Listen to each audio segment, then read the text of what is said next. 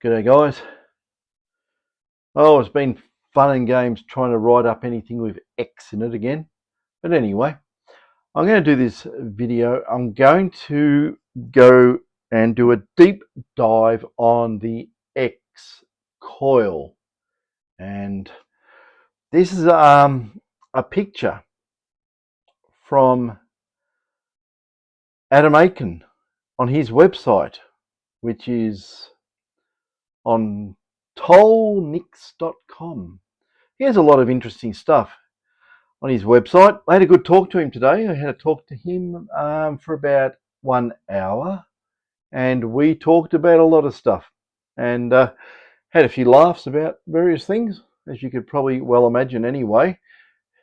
He likes the X Coils, and he's got one here. He's pulled it apart, and I've never had one to put in my hands and pull apart. Actually, I've never pulled apart a Minelab, Nugget Finder, or Coiltech version to peruse my eyes over it. So this is as close as I've got to an X coil. I have actually had detectors come in with X coils on them, and we have made dongles up so you can use X coils on a GPZ by taking the plug from a Minelab coil and making an adapter up so you can stick it on the X coils to make them work. So very interesting. What really intrigues me is those two ferrite cores that have little plastic housing around them. I've been trying to look at the windings and trying to sort of roughly judge where that and that goes, and then back through the core, and then here is another wire running up here. But we can tell a few things about this, and I've got to skirt around the tripod. It's right in the way of the computer. I'm back a good half meter, a couple of feet.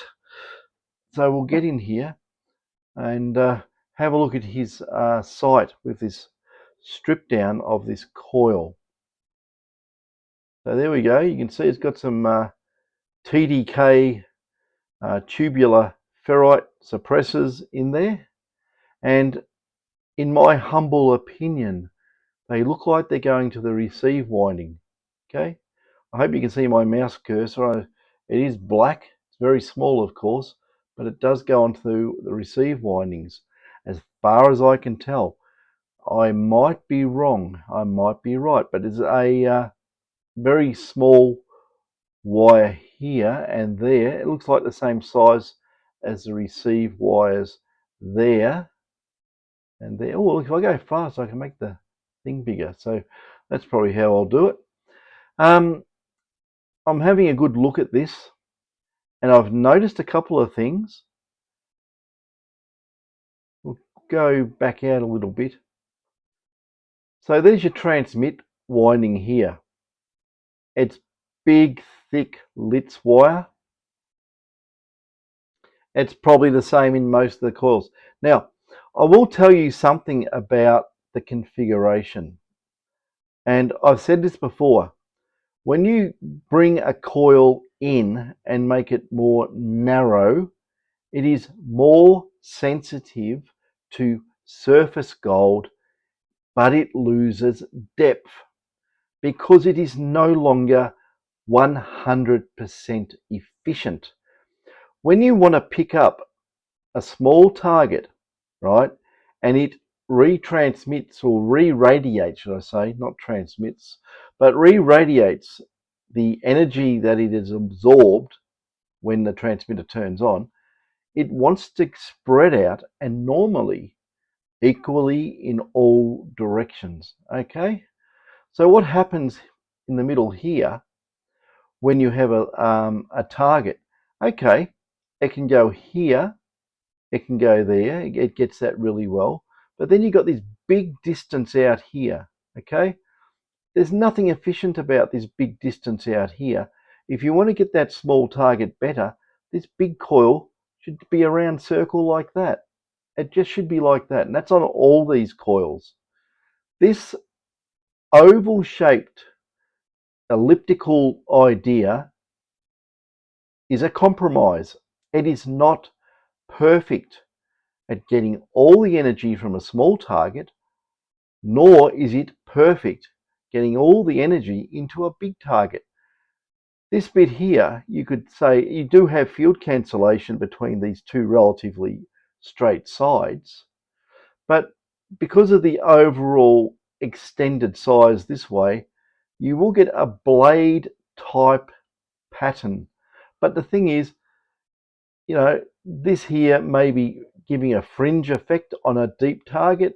This is doing sweet FA, and so is that, because it's not big enough.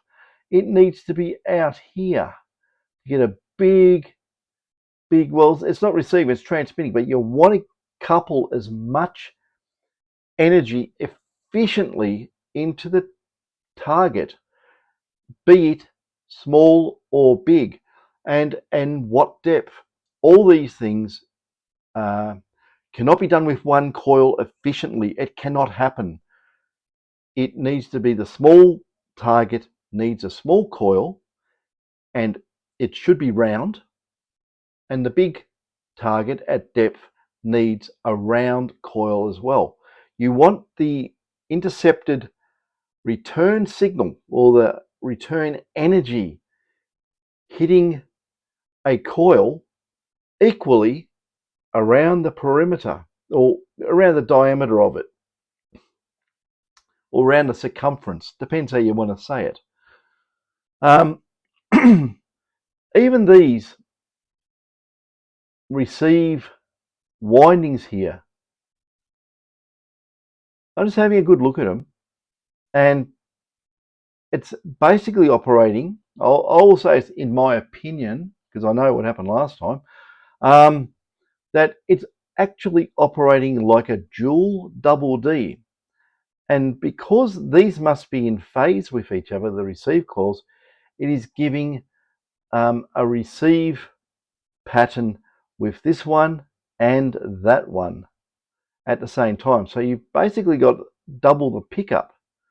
But in here, you're missing out directly under, but they're still very sensitive. So in this bit here, on a double D coil, that it's extremely sensitive along the receive winding here next to the transmit. It's a very energy dense area, and the slightest thing you put there will make a big signal.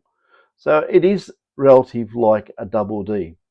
And this outside coil, to the best of my knowledge and in my opinion, flips phase north-south at whatever rate they do it. And the other interesting thing is these things. But anyway, we're not going to go into that. I suspect they're on the receive winding, and yeah, okay.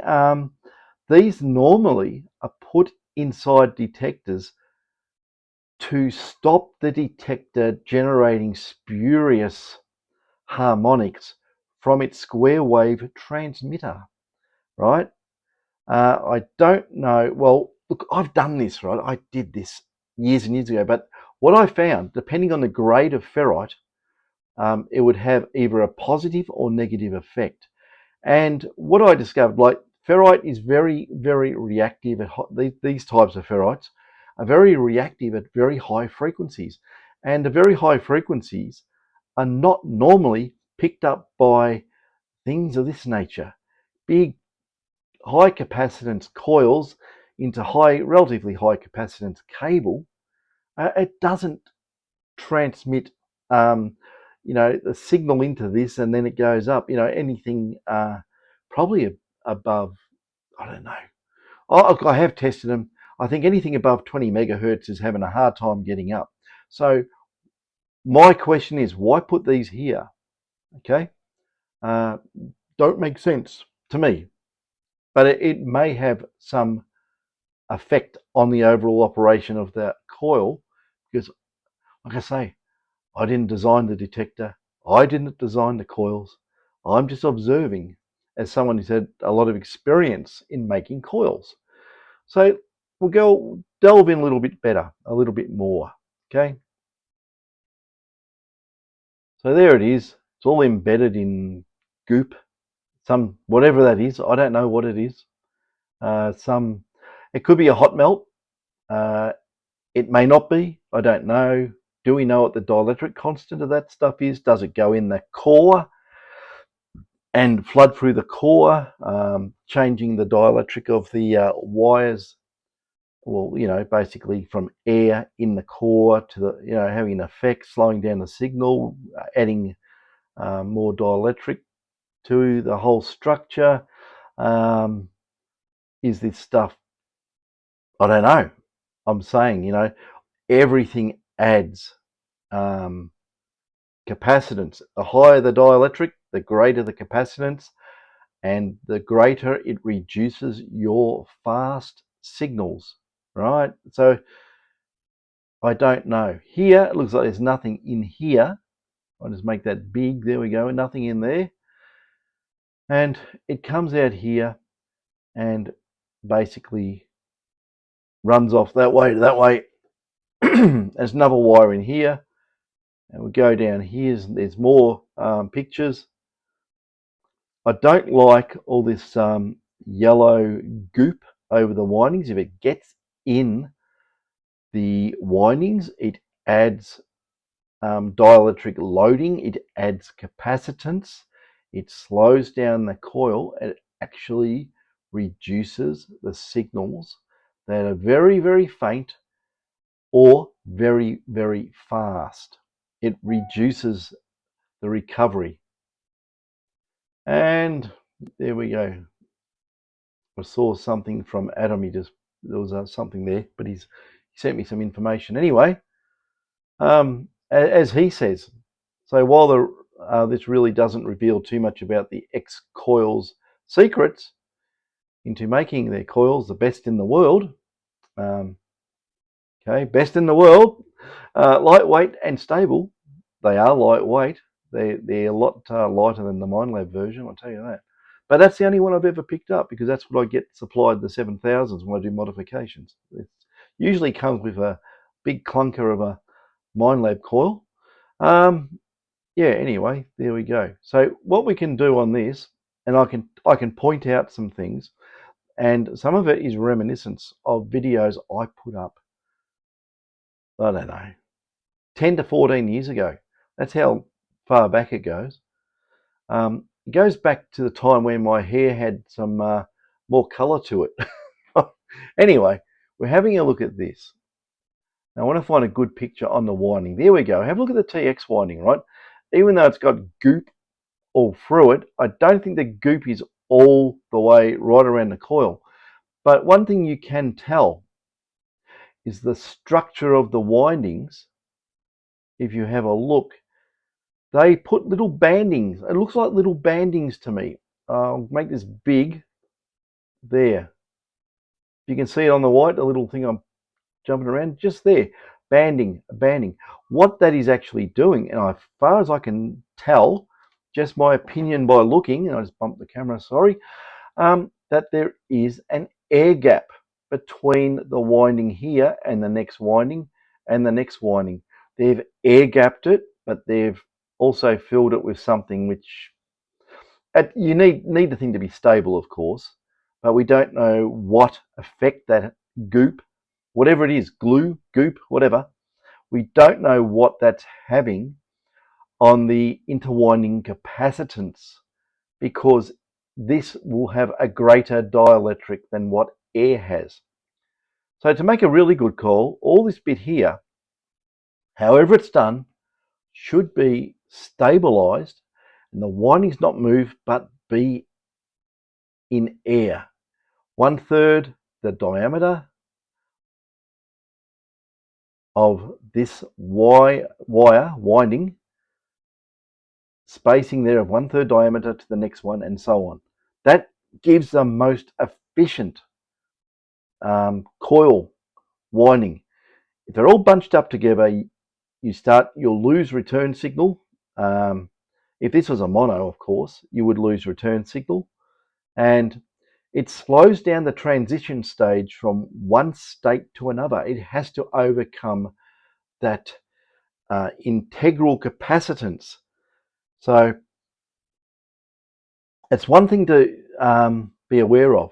The other thing too, this wire, which as far as I can tell, it's Litz wire. It's wound it's spiral wound, so it's all spiral wound. And I'd say it would be layered. And I did something on a whiteboard, but I'm not a very good freehand drawer, and it may look a bit weird. But there's another one I want to find. There we go. You can have a bit more of a look. To me, that looks like that's the TX winding. So, I mean, transmit from the output driving it. But if that's the case, why is this then going through? Well, we can't see it here, but it goes through those two ferrite cores. And I was saying in one of my videos, I put up and I had to remove it because I put the X word in there, and YouTube hate the X. They all think it's you know, rude stuff, which it's not. But yeah, here's a better picture of those wines. If you can see that spacing between each one, there is a spacing.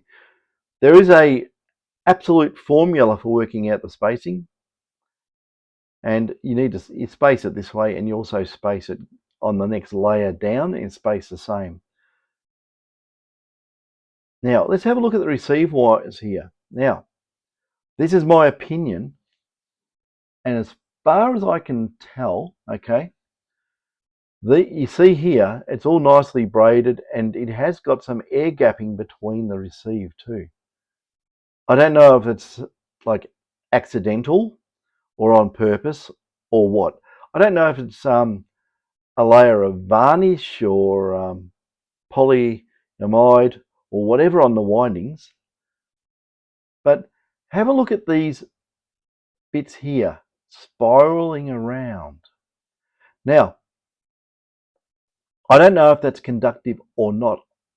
I don't know if that's a copper wire or not. I don't know. Is it thinner Litz wire? I don't know. This is what needs to be examined. But when I made big coils, all right, this is years and years ago, back in 1990 something or other, mid 1990s, I had a tin plated, very, very thin wire, very thin, 0.1 or 0.8 of a millimeter, and I would wrap it like this around the existing shielding that I put on the wire, and to add a low ohms continuity across the whole thing, not relying on graphite carbon type conductive paints, because if there was a crack in the paint or anything of that nature, it would go noisy. But putting this very fine wire around, it's too small to generate any eddy currents. The receiver doesn't see it. It's inert. It is just adding conductivity around the wire, so just enhancing the Faraday shielding effect. It greatly improved the ground shielding and the ground balance without any capacitance from the ground getting onto the windings or into the windings, bypassing the Faraday shield and causing the detector not to ground balance properly. Because a lot of times detectors don't ground balance. A lot of it's to do with the coil. But anyway, won't go into that too much. So you can see this bubbly glue here. It's glooped over the windings. So there may have been an attempt to air core it, but that stuffed it. Okay. I don't know what the material is. Is it liquid Teflon with a dielectric of, 1.2 or something? I don't know. I don't think so. But anyway, that's the main criteria with these coils. Also, the receive winding, the receive bundle should always be on top of the winding to the ground. like this, the way it's done, so it keeps it more sensitive. Yeah, so that's basically what I see. I can see this air spacing. These should have little rubber, well, not rubber, but think of very small, like O-rings, but not O-rings. And I would say something like, if you could make it out of polypropylene or polyethylene and just have it, each wire should have like one there, one there, one there, and all the way around on all the wire, so it spaces it at that air spacing, and tie it round so it's all held together tight, but don't put glue in it. Don't do that. You're going back. You're trying to do something that's going to work so well. Then you go and splot it full of liquid backwardness. Okay, it's the only thing I can say. It's true though. It will affect the coil. It'll affect its self-resonant frequency. It'll drop that down, and yeah, it'll chew up some of your signal getting back into it, or not necessarily from the coil, from this, because it's generating such a decent amount of energy anyway. You lose 1 or 2 or 3%. It's not going to make much difference. But receiving is a different thing. It's a different thing altogether. It's the difference between your super sensitive ears pulling up on a target and going, yeah, that I think that's the target, or hearing nothing, just a little fudge in the ground noise and ignoring it. So I'm a bit intrigued. I'm intrigued that, dear me, dry throat, too much yabbering, and it's stinking hot here today too. So yeah, good dry throat weather. And yeah, anyway, you can have a look here. There's windings going off there.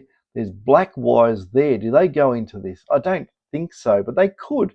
So I have absolutely no idea if this is on the transmit, these ferrites, and or are they on the receive?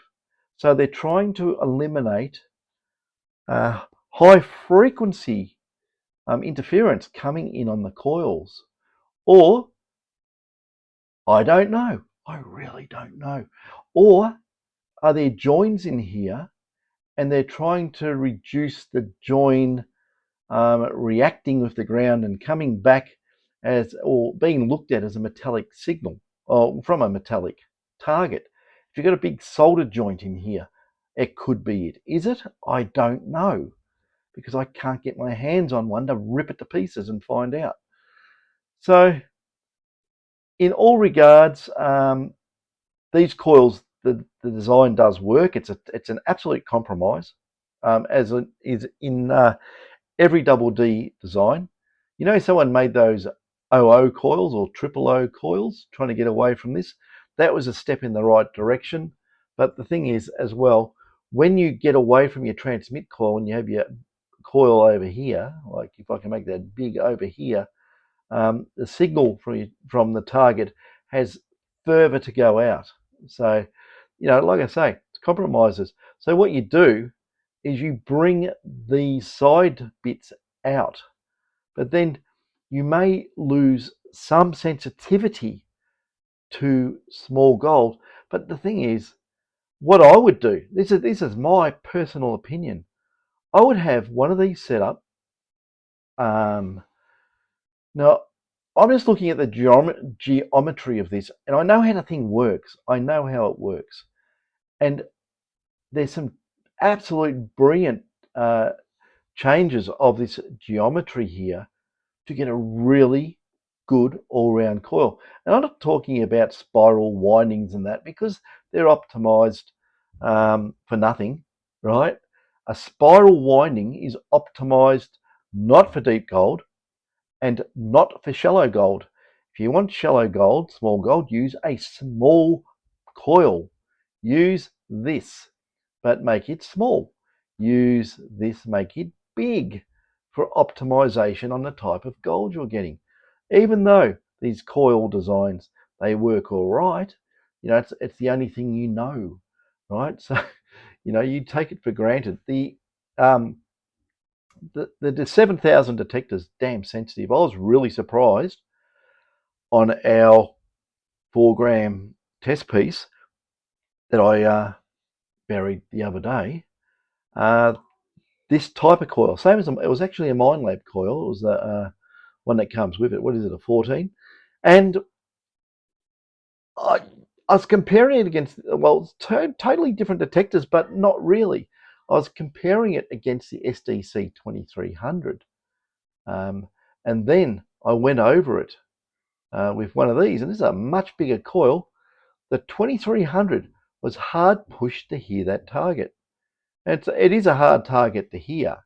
It's just the geometry of the shape of the little test target. It's not perfect to give a really good signal back. But I went over it to 7,000. From barely hearing it, it was a full blow your ears out signal. I was really surprised. And it was a double beep. So I take it this part of the coil here and here were, just because it's close proximity, it had some really good effect because it's just small. I don't know how much signal was really picked up here. It could have been, bigger and better if the winding was, basically basically, I don't know, what do you want to do? You want to get that, you want to try and run two concentrics overlapping the main transmit coil or something. You can do all sorts of weird and wonderful things, but I was just amazed actually at the return signal. I really was. It just was, I wasn't expecting it, put it that way. So anyway, have a look at the windings here on this coil. And you can see this banding still going around all the way around the receive coil. And what else we got? It's got goop all in it, which, you caught with this trying to stabilize the windings. You're caught between a rock and a hard place, right? You really are, because you don't want any winding to move. As soon as that moves, if that bundle just went, a quarter of a millimeter, it would sound off. It would it would make the old, woo woo or bating sound or something of that nature, depending on the response time constants. But it would go and make a noise. So they have to be embedded or stabilized. But you want to stabilize it, but still have air between the individual windings. And that's why I said banding it. You don't want to go and put the whole thing in heat shrink sleeving, even though you could, because the heat shrink's probably got a very high dielectric constant as well, and will slow things down and rob you of receive signal. So it's just something to look at. And the other thing too with these cores, are they really necessary? And why use such a high frequency ferrite? I think these are, these things start kicking in the megahertz. Oh, look at this. I got sushi. Wow. So that's that's it. Food comes in, dishes goes out. Thank you. Excellent. I'm cooking in here. Yeah, so yeah, I just here you go. I got some sushi. Wow. And soy sauce and ginger and all sorts. But anyway, um I would use a different mix and a different way of doing this rather than using a core. You can go to using iron powder type, not cores, but use toroids, because iron powder with various mixes of other elements in it, in the core, can greatly help by shrinking the overall size of this. And with iron powdered cores, you can't magnetically saturate them. They handle, you can get a core which is 10 millimeters or half an inch sort of thing in size, and you can put 500 watts through it. And it's not going to do anything. You do that with one of these things, and it'll get bloody hot. So the other thing too is where is the specification on these? I've got no idea because I don't know what ferrite it is. Is it actually causing any losses to the passband of signals that you're looking for, which are all low frequency? And what frequency does it start attenuating or having an effect on interference? And is that its reason for being there, or is it not? Or is it doing that other thing where there's wires soldered and you put a core over it and you can't detect the solder joint? I've been doing that for years. So yeah, even looking at this, it sort of generates more questions, doesn't it? It generates a lot of questions, and it generates a lot of ambiguity in how it's constructed. And can you make a better coil? Yes, you can make a better coil. So I don't know. All these grooves, Adam was saying that they're done to increase the adhesion of what you can see here. This thing on the end here. This is looks like something that goes. I don't know if that's plastic or if it's paper, cardboard, but that's a carbon. That's your Faraday shield. Oh, and I think I can see here a little fine wire. Maybe that little fine wire wraps around the transmit because it goes there, or does it run back down here and go through those ferrites to ground, or return, braid, or even want to call it? These things I don't know. But anyway, look, what you should do, that's this graphite stuff.